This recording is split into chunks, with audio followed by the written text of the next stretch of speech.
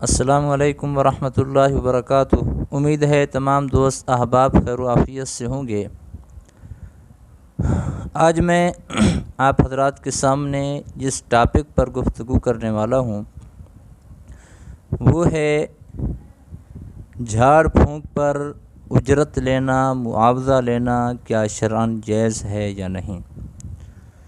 اس پر میں مفصل بات کروں گا، ثبوت پیش کروں گا آپ حضرات کے سامنے، تاکہ کسی کے ذہن میں کوئی سوال پیدا نہ ہو۔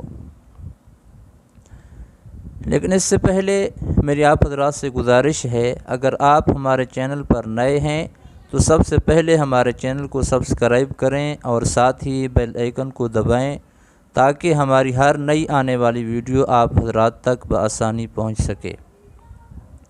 اب چلتے ہیں اپنے ٹاپک کی طرف۔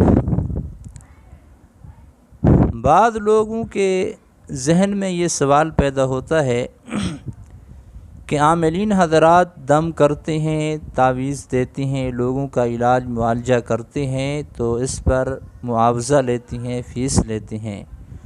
تو عام لوگ یہ سمجھتے ہیں، بلکہ کچھ دیندار حضرات بھی، پڑھے لکھے لوگ بھی یہ کہتے ہوئے نظر آتے ہیں کہ دیکھو جی، عاملین قرآن مقدس کی آیات کو فروخت کر رہے ہیں، قرآنی صورتوں کو بیچ رہے ہیں، قرآنی صورتوں کا دم کر کے، آیات مقدسہ کا دم کر کے لوگوں سے پیسے لے رہے ہیں، تو یہ ان کے نزدیک جائز نہیں ہے، تو اس لیے وہ عاملین پر اعتراض کرتے ہیں۔ تو آج میں آپ حضرات کے سامنے ثبوت پیش کروں گا اس بات پر کہ کیا جھاڑ پھونک پر اجرت لینا جائز ہے یا نہیں۔ تو جی ہاں، شریعت میں جھاڑ پھونک پر معاوضہ لینا جائز ہے۔ اس میں دو باتیں واضح ہیں۔ ایک بات یہ ہے کہ مفت دم کرنا شرعاً واجب نہیں۔ دوسری بات یہ ہے کہ دم جھاڑے پر اجرت لینا شرعاً حرام یا مکروہ نہیں۔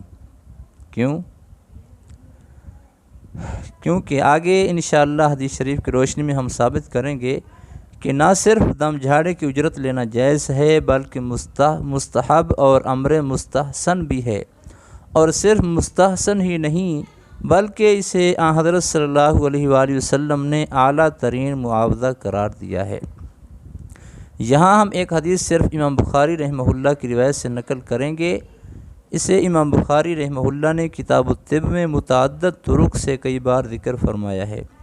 ان کے علاوہ امام مسلم رحمہ اللہ نے بھی اسے متعدد طرق سے روایت کیا ہے، اور سیاہ ستہ میں سے اکثر محدثین نے اسے روایت کیا ہے۔ ان سب روایات کو ذکر کرنا اس لیے غیر ضروری ہے کہ مقصد اور مفہوم تو سبھی کا ایک ہی ہے، اس لیے ہم یہاں ان میں سے صرف ایک روایت کا ذکر کرنے پر اکتفا کریں گے۔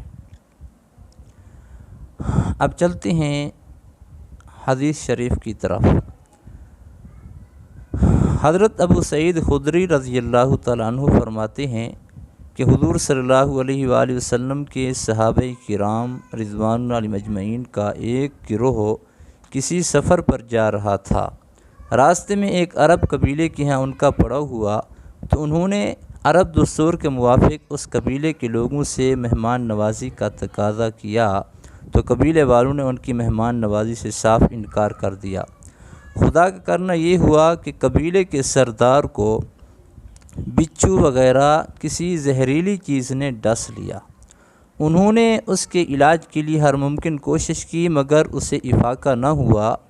ان میں سے کسی نے کہا کہ جو مسافر لوگ آئے ہیں ان سے پوچھ کر دیکھ لیں، شاید ان میں سے کسی کے پاس اس کا کوئی علاج ہو۔ چنانچہ انہوں نے صحابہ کرام رضوان علیہم اجمعین کے پاس آ کر کہا کہ ہمارے سردار کو کسی چیز نے ڈس لیا ہے اور ہم نے اس کے علاج کے لیے ہر جتن کر لیا ہے مگر کوئی بھی کوشش بار آور ثابت نہیں ہوئی۔ کیا تم میں سے کسی کے پاس کوئی چیز ہے جو ہمارے سردار کو اس تکلیف سے نکال سکے؟ تو ایک صحابی رضی اللہ تعالیٰ عنہ بولے، ہاں قسم بخدا میں دم جھاڑا کرتا ہوں، لیکن خدا کی قسم ہم نے جب تم سے مہمان نوازی کا تقاضا کیا تو تم نے انکار کر دیا، اس لیے میں تب تک دم نہیں کروں گا جب تک تم اس کا میرے ساتھ معاوضہ طے نہیں کرتے۔ ان لوگوں نے بکریوں کے ایک ریوڑ پر بات طے کر لی، چنانچہ وہ صحابی رضی اللہ عنہ ان کے ساتھ سردار کے پاس گئے اور سورۃ الفاتحہ پڑھ کر اس پر دھتکارتے رہے۔ تھوڑی ہی دیر میں وہ سردار بالکل ٹھیک ہو کر چلنے لگ گیا، جیسے اسے کسی مضبوط رسی سے کھول دیا گیا ہو اور اسے کوئی تکلیف ہوئی ہی نہ ہو۔ حضرت ابو سعید خدری رضی اللہ تعالیٰ عنہ فرماتے ہیں کہ قبیلے والوں نے طے شدہ بکروں کا ریوڑ صحابہ کرام کو دے دیا۔ ان میں سے کسی نے کہا کہ اسے تقسیم کر لیا جائے، تو جس صحابی رضی اللہ عنہ نے جھاڑا کیا تھا، دم کیا تھا، انہوں نے کہا کہ ابھی تقسیم نہ کرو جب تک ہم اللہ کے محبوب صلی اللہ علیہ وسلم کی خدمت میں حاضر ہو کر پورا قصہ ذکر نہ کریں۔ چنانچہ واپس پہنچ کر انہوں نے سارا قصہ ذکر کیا تو آپ صلی اللہ علیہ وآلہ وسلم نے اس صحابی سے پوچھا کہ تمہیں کیسے پتہ چلا کہ سورۃ الفاتحہ سے دم کیا جاتا ہے؟ پھر فرمایا کہ تم نے ٹھیک کیا، بکریوں کو تقسیم کرو اور اس میں میرا بھی برابر کا حصہ رکھنا۔ اب یہ حدیث آپ حضرات نے سن لی۔ اس میں جب آپ علیہ السلام کے سامنے ذکر کیا گیا، آپ علیہ السلام نے اس پر انہیں غلط نہیں کہا بلکہ یہ فرمایا کہ تم نے ٹھیک کیا ہے، بکریوں کو تقسیم کرو اور اس میں میرا بھی برابر کا حصہ رکھنا۔ اگر بکریاں لینا جائز نہ ہوتا، معاوضہ لینا جائز نہ ہوتا تو آپ علیہ السلام منع کر دیتے، لیکن آپ علیہ السلام منع نہیں کیا۔ اس حدیث مبارکہ میں بہت سے امور واضح ہوتے اور بہت سے مسائل حل ہوتے ہیں۔ ہم چیدہ امور کی طرف سرسری اشارہ کرتے ہیں۔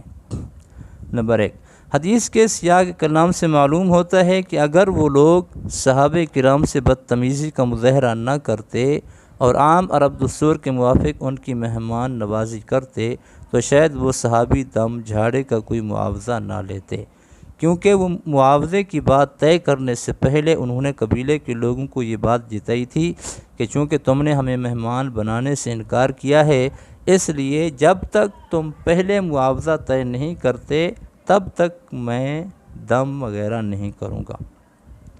دوسری بات، یہ الگ بات ہے کہ صحابہ کرام نے ان قبیلے والوں کی بد تہذیبی پر انہیں سبق سکھانے کے لیے ان سے معاوضہ طے بھی کیا، طلب بھی کیا اور وصول بھی کیا، لیکن اس کا یہ مطلب ہرگز نہیں کہ معاوضہ صرف اسی صورت میں لینا جائز ہے جب پہلے کوئی آدمی بدتمیزی کا مظاہرہ کرے، بلکہ اس حدیث سے معاوضے کا مطلق جواز ثابت ہو رہا ہے کہ جھاڑ پھونک کرنے والا چاہے تو فی سبیل اللہ کرے اور چاہے تو معاوضہ لے، دونوں باتوں کا اسے اختیار ہے۔ چونکہ انہوں نے اسے فی نفسی جائز اور مطلق طور پر جائز سمجھا اس لیے معاوضہ کی بات کی، لیکن ابھی اس کے جواز اور عدم جواز کا واضح حکم انہیں معلوم نہ تھا، اس لیے ساتھی صحابہ نے جب ریوڑ کی تقسیم کی بات کی تو انہوں نے کہا کہ پہلے حضرت صلی اللہ علیہ وسلم سے اس کے بارے میں حکم معلوم کر لیں پھر تقسیم کریں گے، اور اگر اس کا لینا جائز نہ ہوا تو اسے بیت المال میں جمع کریں گے یا قبیلے والوں کو واپس کریں گے۔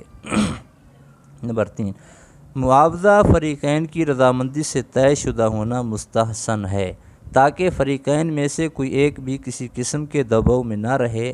غیر معین معاوضہ میں ممکن ہے کہ کسی ایک فریق کے لیے ناگواری یا گرانی کا پہلو نکل آئے، اس لیے عامل کو چاہیے کہ جو بھی معاوضہ لینا چاہے وہ پہلے بتلا دے کہ میں اتنا معاوضہ لوں گا۔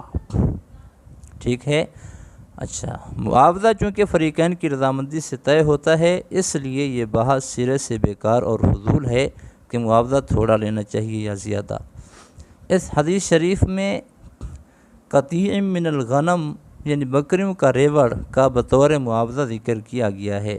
آج کے زمانے میں اگر ایک بکری کی قیمت کم از کم 15,000 روپے لگائی جائے اور ریوڑ میں کم از کم 40 بکریاں مانی جائیں تو بچھو کے ایک ڈنگ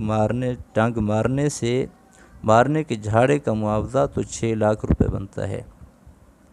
اور ملحوظ رہے کہ اس معاوضے کی حضور صلی اللہ علیہ وسلم نے تائید بھی فرمائی ہے اور تصویب بھی، اور کسی بھی روایت میں ایسا کوئی ذکر نہیں آتا کہ آپ صلی اللہ علیہ وسلم نے فرمایا ہو کہ اتنی چھوٹی سی بات پر اتنا بڑا معاوضہ کیوں لیا۔ تو اس لیے اس سے یہ ثابت ہوتا ہے کہ جھاڑ پھونک پر، دم، تعویذات لکھنے پر معاوضہ لینا شرعاً جائز ہے، بلکہ مستحب اور مستحسن ہے۔